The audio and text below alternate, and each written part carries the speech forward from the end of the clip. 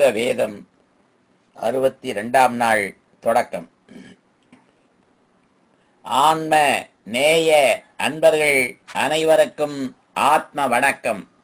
வேலூர் சித்த வித்தை தவ மையத்தின் சார்பில் நம்முடைய ஞானபிதா ஜெகத்ஜோதி சுவாமி சிவானந்த பரமஹம்சர் அவர்கள் உலக மக்கள் நலன் கருதி உருவாக்கிய சித்த வேத தத்துவத்தை உங்களின் செவிகளுக்கும் சிந்தனைக்கும் பயன் தரும் வகையில் தினம் தினம் வழங்கப்படுகிறது. அதன் தொடர்ச்சியாய் இன்று 62ஆம் நாள் தொடக்கம். தாவரத்தினுடைய கிளைகளுக்கோ அதன் குச்சிகளுக்கோ தண்ணீரோ உரமோ அதாவது எருவோ இட்டால் பிரயோஜனப்படுகின்றனவா? இல்லை. என்ன காரணம்? அதனுடைய தூரில் போடாததனால். ஆனால் அவை ஆகாரம் முதலியவை எடுக்கிறது எதனால்? அதனுடைய மூலமாயிருக்கிற தூறு கொண்டு. நீர் சொல்லும் பிரகாரம் நம்முடைய உற்பத்தி ஸ்தானம் மலத்துவாரமா இருந்ததானால் அதனால் ஆகாரம் எடுக்கவும் தண்ணீர் குடிக்கவும் நமக்கு முடியுமா? முடியாது. என்ன காரணம்? நம்முடைய மூலமாயிருக்கிற தூர் மலத்துவாரமா இருந்ததானால் அதனால் அல்லவா நாமும் ஆகாராதிகள் எடுக்க வேண்டியது. ஆம், அப்படி செய்வதற்கு நம்முடைய மூலமாயிருக்கின்ற தூர் அதல்லாததால் முடிகிறதில்லை. ஆனால் நாம் ஆகாரம் எடுக்கிறதும் தண்ணீர் குடிக்கிறதும் எதனால்? மூலமாயிருக்கிற சிரசனுடைய ஒரு பாகமான முகத்திலுள்ள வாயை கொண்டு. மூலம் என்பது அதாவது கிழங்கு, அதாவது உற்பத்தி ஸ்தானம். அது அவனுடைய சிரசாகும். அவனவனுடைய சிரசில் இருந்தாகும் எல்லா உற்பத்திகளும். அதுகொண்டு சலித்து கொண்டிருக்கிற சகல ஜீவன்களுடைய தூரும் மேல் பக்கத்தில் இருக்கின்றது. அது சிரசாகும். அதுகொண்டு மூலாதாரம் முதலான எல்லா ஆதாரங்களும் அடங்கி இருக்கிறது சிரசில் ஆகும். நீங்கள் சொன்ன பிரகாரத்தில் அல்ல. மூலாதாரம் என்பது மூலம் பிளஸ் ஆதாரம். மூலம் உற்பத்தி, ஆதாரம் ஸ்தானம். அதனால் உற்பத்தி ஸ்தானம், அந்த உற்பத்தி ஸ்தானம் நான் என்கிற அகங்காரமாயிருக்கிற நிலைமைக்காகும். அந்த நிலைமைக்கு ஆதாரம் மனமாகும். அந்த மனதிற்கு ஆதாரம் ஜீவனாகும். அது எதனால் என்றால் ஜீவன் இல்லாவிட்டால் என்னவாகும்? பிணமாகிறது. ஒரு பிணத்திற்கு இந்த எவ்விதமான நிலைமையும் உண்டோ? இல்லை.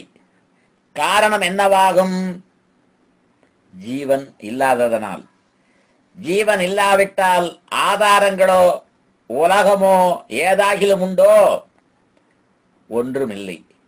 ஆனால் ஜீவன் இருக்கிற எல்லா சமயங்களிலும் இக்காணப்படுகிற உலகுண்டோ? இல்லை. தூங்கும் பொழுது இவை ஒன்றும் அறிவதோ காண்பதோ இல்லை. ஆனால் இவைகளெல்லாம் எந்த சமயத்திலாகும் உண்டாகின்றது? தூக்கம் விழித்த பொழுது. அப்பொழுது என்னவாக உண்டாகியது? நான் என்கிற அகங்காரம். அந்த அகங்காரம் எங்கிருந்து உண்டாயிற்று? மனத்திலிருந்து. ஆனால் ஜீவன், மனம், அகங்காரம் என்கிற 3 நிலைமைகள் நமக்கு உண்டு. இவைகளில் ஒவ்வொன்றுக்கும் ஜாக்கிரதை, சுழுப்தி, சொப்பனம் என்கிற 3 நிலைமைகளும் உண்டு.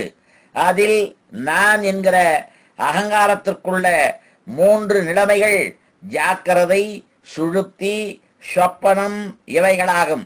இதை பற்றி 7ஆம் அத்தியாயத்தில் விவரித்திருக்கின்றது. ஆனால் அதுகள் அகங்காரத்திற்குள்ள நிலைமைகளாகும். அவைகளில் பொழுது நாம் அனுபவிக்கின்ற ஜாக்கிரதை, சுழுப்தி, சொப்பனமாகும். உண்மையில் சொப்பனம், சுளுத்தி, ஜாக்கிரதை என்றாகிறது.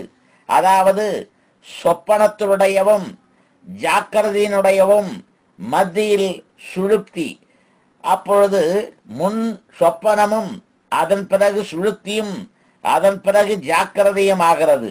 அது பிரகாரம் உலகத்தில் அனுபவம் காணுகிறதில்லை. முதல் சுளுப்தியும் அதாவது தூக்கமும், அதற்கு பிறகு அந்த தூக்கத்தில் சொப்பனமும், அந்த சொப்பனத்தினுடைய கடைசியில் திடீரென்று தூக்கம் விழித்து ஜாக்கிரதையாகவும் காணுகிறது. இதல்லாமல் அகங்காரத்திற்குள்ளதாகும். ஏனென்றால் இப்பொழுது நாம் அனுபவிக்கிறது நான் என்று சொல்லுகிற அகங்காரத்திற்குள்ள ஜாக்கிரதையாகும். அது மனதினுடைய தொழிலாகும். இப்பொழுது நாம் தூக்கம் என்று சொல்லுகிறது அகங்காரத்திற்குள்ளதாகும். அது மனத்தினுடைய தொழில் விட்ட, அதாவது வேலை விட்ட சமயம். அந்த தூக்க சமயத்தில் காணுகிற சொப்பனமும் அகங்காரத்திற்குள்ளதாகும். அது மனம் தன்னால் செய்யப்பட்ட தொழிலை குறித்து ஆலோசிக்கின்றதாகும். இந்த மூன்று நிலைமைகளும் நாம் இப்பொழுது அனுபவித்துக் கொண்டிருக்கிறோம். இப்பிரகாரம் அகங்காரம் மூலமாக அனுபவித்துக் கொண்டிருக்கிற இந்த மூன்று நிலைமைகளையும் விட்டு நான் என்கிற தன்னுடைய உற்பத்தி ஸ்தானமாகிய மனதில் போய் சேருகிறதாகும்.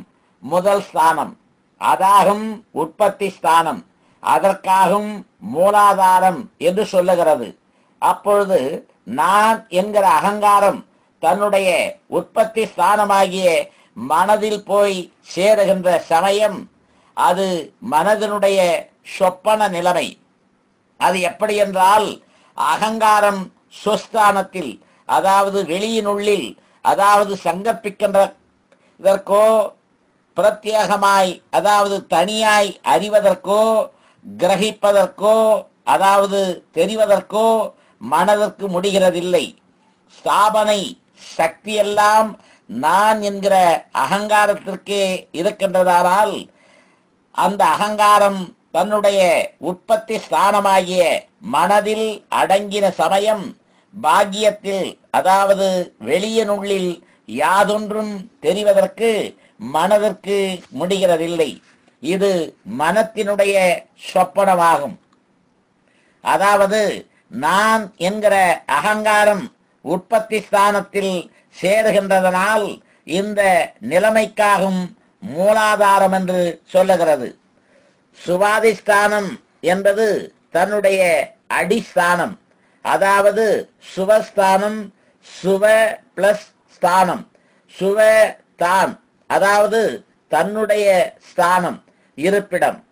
அதாவது தன்னுடைய இருப்பிடம் எப்பொழுது அகங்காரம் மனதில் அடங்குகிறதோ அது மனதிற்கு தொழிலில்லாமல் தன்னுடைய சொஸ்தானத்தில் பிரவேசிக்கின்ற சமயம். அந்த அவஸ்தை மனதினுடைய சுழுப்தியாகிறது. அது எப்படி என்றால், அப்பொழுது மனதிற்கு யாதொரு அறிவுமில்லாமல் ஒன்றுமில்லாமல் இருக்கின்ற நிலைமை. அது எவ்விதமெனில், நாம் இப்பொழுது பகல் என்று சொல்லுகிற சமயத்தில் வெளியிலிருந்து ஒரு வீட்டினுடைய அறையினுள்ளில் சென்றால் அப்பொழுது அதனுள்ளில் மிகவும் இருட்டாய் யாதொன்றும் அறியாத விதத்தில் ஒரு பிரமதை, அதாவது திகைப்பு உண்டாகிற நிலைமையாகும். இது சர்வ ஜனங்களுக்கும் அனுபவம் அல்லவா?